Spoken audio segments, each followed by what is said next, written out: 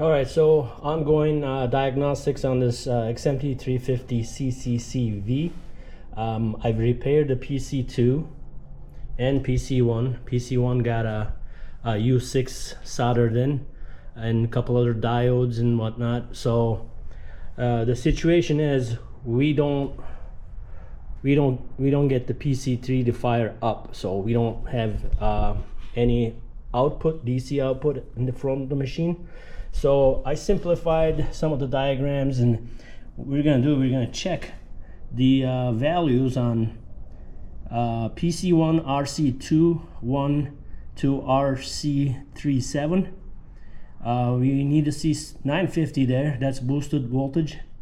And then we need to check RC24 to RC37.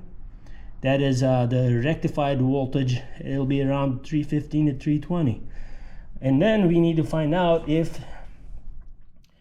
PC1 getting these values, does it give me a 665 on my aux? Because from that aux transformer, I need to get a rectified values for 17 volts on these PC1 RC. I can't read that. Anyways, well, you can look at the diagram and see that, but the main section of the aux transformer here, RC51 to RC53, if you see 665 volts AC on that, then you should be able to measure blue to blue white and blue to blue white on this connector here, which should give you 17 volts DC. So we're gonna turn on the machine and see. Right now I'm connected to RC21 and RC37, so that is supposed to be 950, and we're gonna see what we got. So we don't have that, and if I take that from here, I'm gonna go to 4 is reading also the same value. That means we don't have a boosted voltage, we only have rectified voltage. So I'm kind of leaning towards the my PC1 repair is not complete. I'm missing something somewhere, or maybe I messed up that soldering job on that SMD UCC 6. I may have made a mistake there. Who knows? I mean, machine passes all the tests, the pre-power tests. So let me turn this power off quick. And I need to check the 665, but I don't think I'm gonna have 665 volt AC because I am not getting boosted 950 here. So if PC1 does not see 90% of this value here, 950 volt DC, it is not gonna fire up this transformer here. That's probably the reason we don't have anything on PC3, because then it'll, once the 665 is seen there, then we'll have the 17 volts blue to blue white, blue to blue white here. So I'm thinking my PC1 repair is not satisfactory or successful.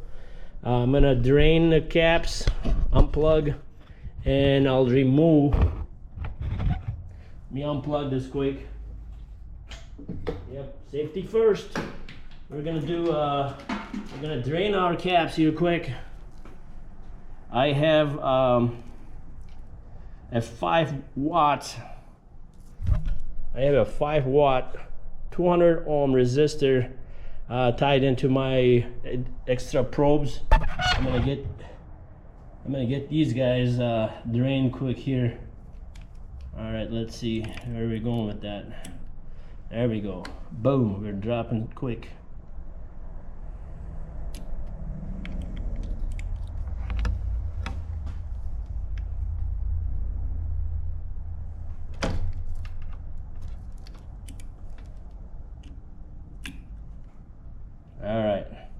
Caps are done, discharged.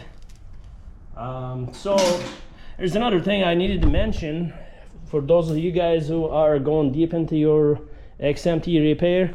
So this is one of the biggest issues here. We got the IGBT here, which is semicrown. You can see here, and I'm gonna hold it there for a little while so you can get the diagram if you want to test your IGBT. Removal of this IGBT can be a little hard, but as you can see, this guy, right at that point, smoke came out of it and it tested bad. According to this diagram, this IGBT here is shite. Here's the model number. Nobody has that. So if you want to do proactive preventive maintenance, I would take this IGBT off, clean the old heatsink compound, and put new one in there and put it back there. I think one of the biggest reasons these IGBTs fail is probably it doesn't dissipate heat as well as it should. And same thing here on mod 1 and mod 2. I do that whenever I repair a machine. I remove those, clean the back of the IGBTs and the heat sinks, and apply fresh heat sink compound. That'll help with the longevity of your machine. So far, this is where I am, and I'm going to continue with the repairs and diagnostics, and I'll let you know what I find out.